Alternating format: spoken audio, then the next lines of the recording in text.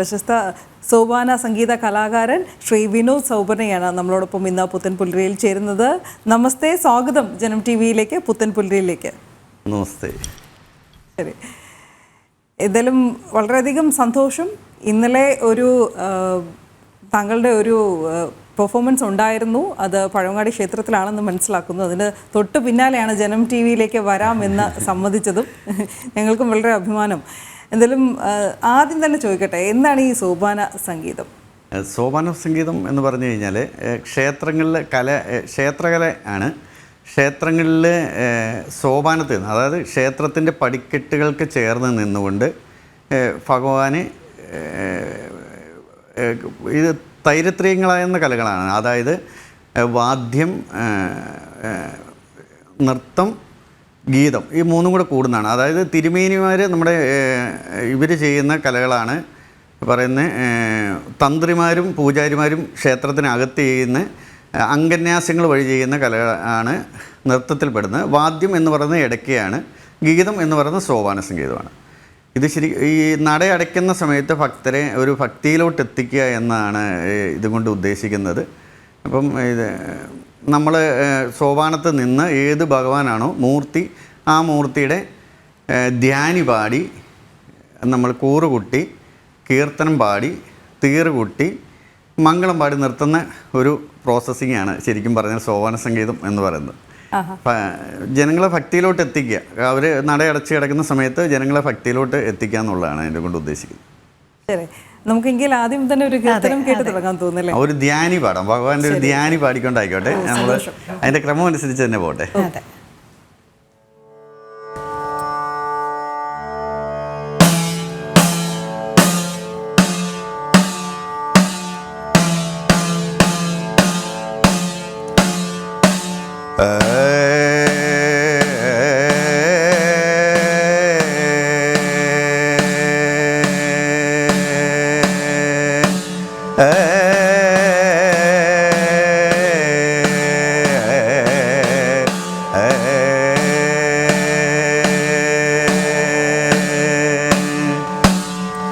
പത്മനാഭ മുകുന്ദ മാധവ പത്മിനി രമണ അച്യുതാനന്ദ പത്മസംഗ ദാദി ശോഭിത വാണി പത്മാര പദേ ജയ ഭക്തവത്സലമൂർത്തിദായക ശിൽസ്വരൂപ പുരാണ പുരുഷ കൃഷ്ണദാമോദര അച്യുതാനന്ദ പക്ഷിവാഹന പാഹി മാം ജയ.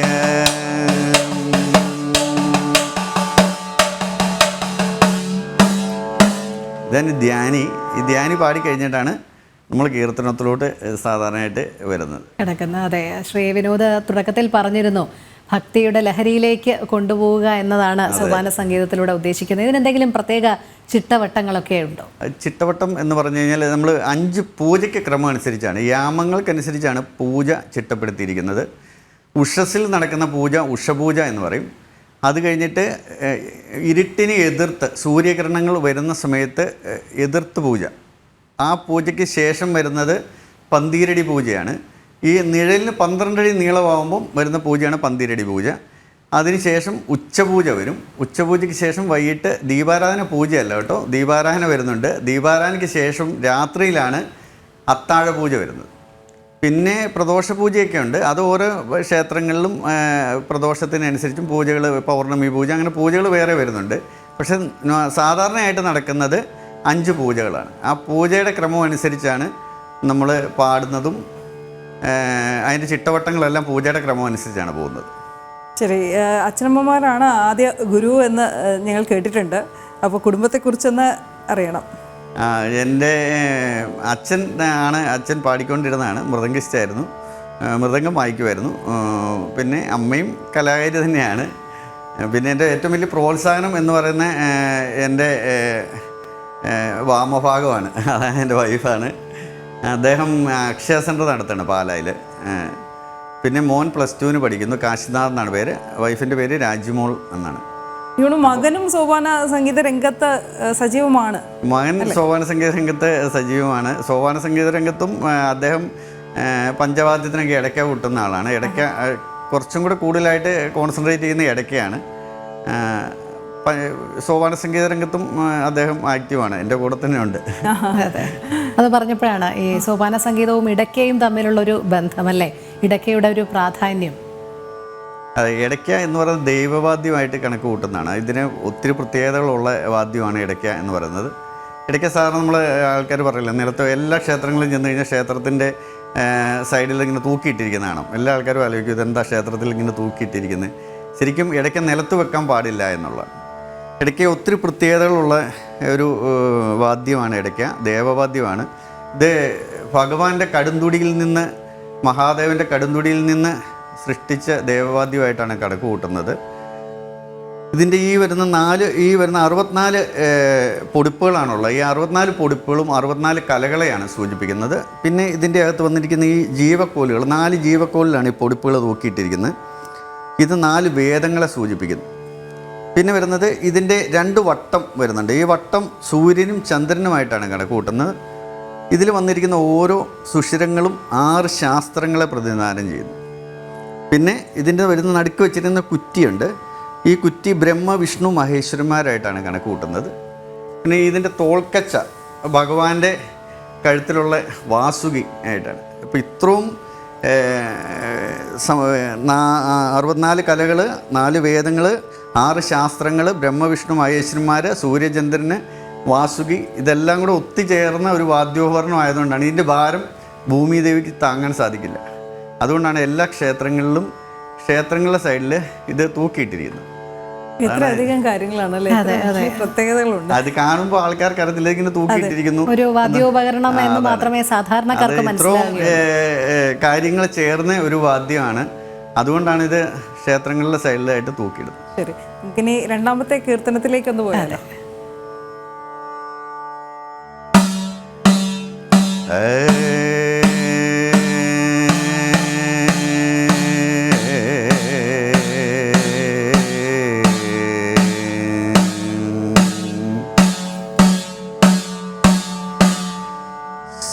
ശ്രീപദേ ശ്രീനാരായൺ അപമോചന ഹരേ. ശ്രീപദേ ശ്രീനാരായണ പാപമോചന ഹരേ. ശ്രീപദേ ശ്രീനാരായണ.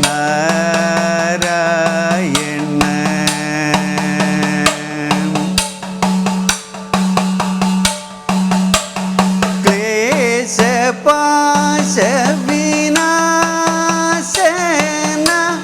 കേശവാനി പാലിക്കേണം. ക്ലേശപാശ വിനാശന കേശവാനി പാലിക്കേണം. ക്ലേശമെല്ലാം അകറ്റേണം. കേശവ ഹരേ. ക്ലേശപാശ വിനാശന ക്ലേശമെല്ലാം അകറ്റേണം. കേശവ ഹരേ. ശ്രീപദേ ശ്രീനാരായണ പാപമോചന ഹരേ. ശ്രീപദേ ശ്രീനാരായണ.